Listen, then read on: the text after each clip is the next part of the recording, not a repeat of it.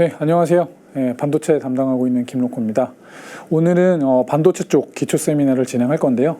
그 반도체 전반적인 어떤 용어에 대한 개념 정리, 그리고 업황 분석 방법에 대해서 말씀을 드리고자 합니다. 사실 이제 반도체는 저희가 메모리 반도체 중심으로 오늘 언급이 될 거고, 이 수요와 공급에 대해서 어떤 식의 로직을 갖고 저희가 분석을 하는지, 대부분의 분들도 이 수요와 공급이 어떻게 움직일 건지에 대한 좀 큰 감을 잡을 수 있는 데 도움이 되고자 하는 시간이라고 보면 될 것 같습니다.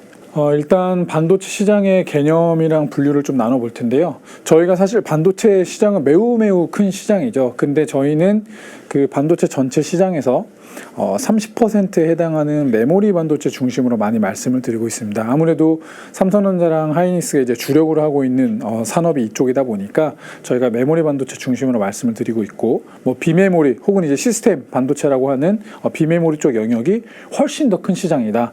반도체 전체 시장의 70%에 달하는 시장이 이쪽 시장이다라고 보시면 될 것 같습니다. 뭐 유명한 인텔이나 최근에 엔비디아 같은 업체들이 하고 있는 영역이 다 이쪽 영역이다라고 보시면 될 것 같습니다. 그래서 휘발성 메모리와 비휘발성 메모리로 나뉘게 되고요. 이 휘발성 메모리는 결국은 전원이 차단되었을 때 이 날아가게 되는 메모리죠. 그래서 이제 휘발성 메모리라는 표현을 쓰는 거고요. 반대로 비휘발성 같은 경우에는 전원이 차단되더라도 남아있는 메모리, 그래서 이걸 비휘발성이라고 표현하고 있습니다. 그래서 휘발성 메모리의 대표가 이제 램인 거고요. 그 램 중에서도 양산이나 그리고 이제 속도 측면에서 개선이 많이 된 D램이 지금은 휘발성 메모리의 주력이라고 보시면 될 것 같고, 마찬가지로 비휘발성 메모리에도 여러 가지 반도체들이 있었는데 그 중에 이 낸드 플래시가 가장 양산이나 이런 것들에 성공을 한 반도체이기 때문에 지금은 비휘발성 메모리 중에서 낸드 플래시 중심으로 말하고 있다. 그래서 결국은 삼성전자 하이닉스가 지금 주력을 하고 있는 반도체는 D램과 낸드다라고 이해하시면 될 것 같습니다. 잠깐 시스템 반도체 쪽을 말씀을 드릴 텐데요. CPU나 주문형 반도체, 그리고 각종 프로세서나 각종 컨트롤러 모두가 다 시스템 반도체, 비메모리 반도체에 해당됩니다. 심지어 그런 센서류나 이런 것들도 전부 다 비메모리 반도체에 포함이 되고요. 가까운 예로 스마트폰을 보셔도 안면 인식 센서나 지문 인식 센서 이런 것들이 있을 텐데, 그런 센서 하나하나도 다 반도체에 해당이 되고요. 그리고 저희 카메라 찍을 때 이 빛을 디지털 신호로 바꿔줘야 되는 이미지 센서라는 게 필요하거든요. 스마트폰에서 카메라 찍을 때 다 들어가 있는 반도체죠. 그것조차도 반도체로 분류가 되어 있습니다. 그래서 이미지 센서 같은 경우에는 글로벌 넘버원 업체가 소니인데, 소니 같은 경우가 반도체를 하고 있냐라고 좀 의아하실 수도 있는데, 소니 그 그룹의 실적 발표나 이런 것들을 보시면 세마이컨덕터 솔루션 사업부가 있어요. 그게 이제 전부 다 이미지 센서에 해당되는 거죠. 그래서 이 비메모리, 시스템 반도체 같은 경우에는 정말 어마어마하게 많은 큰 시장을 갖고 있다는 것들을 기억해 두시면 좋을 것 같습니다. 반도체를 또 업태별로 한번 분류해 보겠습니다. 종합 반도체에 해당하는 IDM, 그리고 파운드리, 팹리스, 이런 식으로 이제 저희가 구분을 하고 있는데요.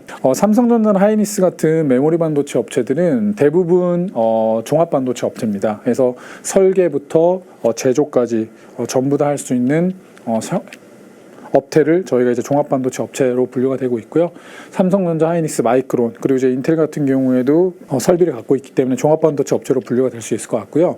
그리고 이제 파운드리는 말 그대로 반도체를 제조하는 업체죠. 그래서 대만의 가장 유명한 글로벌 넘버원 업체인 TSMC가 있고, 그리고 이제 삼성전자 시스템 반도체 사업부 안에 파운드리 사업부가 여기에 해당됩니다. 그리고 이제 팹리스는 반도체를 설계하는 업체고요. 저 유명한 퀄컴, AMD, 엔비디아, 그리고 이제 애플 같은 경우에도 자체 AP를 만들어서 TSMC나 이런 업체들한테 맡기고 있죠. 그래서 아마 대부분 알고 계시는 미국의 유명한 반도체 업체들은 웬만하면 팹리스에 포함되어 있다라고 보시면 될 것 같습니다. 그래서 반도체 업태별로 설계와 제조까지 다 할 수 있는 종합이냐, 만들기만 하는 파운드리냐, 그리고 설계만 하는 팹리스냐, 이런 식으로 이제 구분해서 보실 필요가 있고요. 반도체를 제조하는 업체들한테 자기네들의 반도체를 맡길 때 아무래도 더 잘 만드는 업체한테 맡기게 되는 거잖아요. 그러다 보니까 이제 뭐 TSMC 같은 업체들이 이제 글로벌 1위를 차지하고 있는 건데, 그럼 그 잘 만드는 기준이 뭐냐라는 것들을 조금 고민해 볼 필요는 있죠. 요거는 저희가 미세공정 전환이라는 것들로 말씀을 드릴 수가 있을 것 같습니다. 뭐 차후에 디램 쪽에서 조금 더 디테일하게 말씀을 드리겠지만, 이 미세공정 전환이라는 거는 이 반도체는 이 12인치 웨이퍼 안에 얼마만큼 더 작은 선폭과 작은 선 간격을 가지고 칩을 구성할 수 있느냐에 따라서 제한되어 있는 면적 안에서 더 많은 반도체 칩을 만들어내는 게 이제 반도체의 핵심입니다. 그렇게 칩을 많이 만들다 보면 뭐 자연스럽게 칩이 다양하게 다수로 만들어지니까 매출액 사이즈가 커질 수 있을 거고요. 그리고 동시에 원가 절감 효과도 같이 나타날 수가 있겠죠. 그래서 반도체는 이 미세공정 전환을 잘하는 게 핵심인데, 아무래도 이 팹리스 업체들이 파운드리 업체들한테 맡길 때는 이 미세공정 전환이 잘 되어 있는 업체를 고를 가능성이 높은 거죠. 왜냐하면 반도체가 고성능화되고 고기능화될수록 점점 복잡해질 텐데, 그렇다고 마냥 뭐 전력을 많이 소비하거나 아니면 사이즈가 커지는 것들은 나름대로 이제 경계를 하는 거거든요. 그래서 이제 그런 것들을 소화해 줄 수 있는 업체들을 찾게 되는데, 그게 이제 미세공정 전환이 잘 되어 있는 업체를 찾는 가능성이 높다. 그래서 미세공정 전환은 반도체가 메모리가 됐건 비메모리가 됐건 이 미세공정 전환을 잘하는 업체가 기술적으로는 우위를 점한다고 저희가 표현을 해도 무방하다라고 이해하시면 될 것 같습니다. 메모리 반도체에서 이제 D램과 낸드에 대해서 조금 더 디테일하게 말씀을 드릴 거고요. D램 같은 경우에는 저희가 이제 이 사진으로 좀 표현을 해놨는데, 그러니까 사람이 공부하는 프로세스를 뭐 PC나 이제 반도체 개념으로 접근을 해본다면, 저희가 이제 직접 책을 펼쳐서 공부를 할 수 있는 공간이 이제 책상이라고 한다면 그 역할을 D램이 하고 있다고 보시면 될 것 같습니다. 그래서 D램은 저희가 이제 작업할 수 있는 공간이나 혹은 작업을 빨리 처리할 수 있는 그런 속도나 용량, 이런 쪽에 굉장히 유관한 반도체다라고 보시면 될 것 같고요.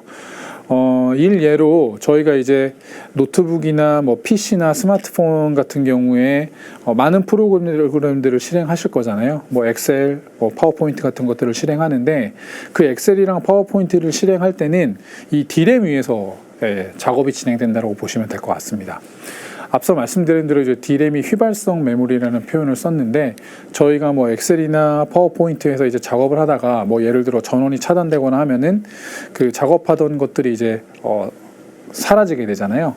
그거는 저희가 D램 위에서 작업을 했기 때문이다라고 보시면 될 것 같습니다. 그래서 D램 같은 경우는 작업 공간, 뭐 작업 속도, 작업 에 관련된 반도체인 거죠. 그래서 최근에 가장 이제 관심 많으신 뭐 엔비디아나 이런 업체들이 메모리 반도체, 저희 D램 쪽에서 하이엔드에 해당하는 HBM이라는 메모리를 갖다 쓰고 있는데, 그게 이제 고대역폭 메모리라고 해서 엄청나게 동시에 많은 양의 데이터들을 왔다 갔다 해줄 수 있게 해주는 역할을 하는 거거든요. 그래서 D램은 공간, 용량, 속도 와 굉장히 유관한 반도체다라고 기억하시면 될 것 같습니다.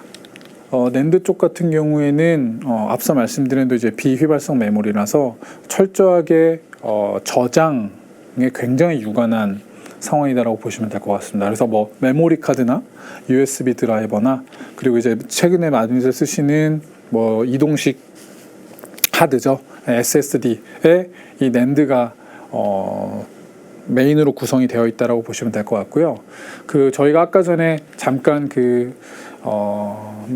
파워포인트나 엑셀에서 작업을 하다가 전원이 차단되었을 때 이제 날아간다는 표현을 썼는데, 이게 뭐 컴퓨터 내에서 보면은 저희가 이제 뭐 예를 들어서 컨트롤 S를 눌러서 저장을 누르면은 그 데이터가 이제 낸드 쪽으로 옮겨가는 거죠. 물론 이제 낸드가 말고 하드 디스크 드라이버도 이제 저장이 되는데 최근에는 워낙에 SSD가 많이 이제 노트북에 탑재돼 있으니까 그 SSD는 이제 낸드로 구성이 되어 있고 그 낸드 쪽에 이제 가서 저장이 되는 거죠. 그럼 이제 전원이 차단되더라도 날아가지가 않기 때문에 그래서 철저하게 낸드 플래시 같은 경우에는 저장에 유관하다. 그래서 여기서 딱 그 전방산업만 보시더라도 딱 와닿으시겠죠. 메모리 카드나 USB 드라이버 같은 것들이 낸드로 만들어진 제품들이다 라고 보시면 될 것 같습니다.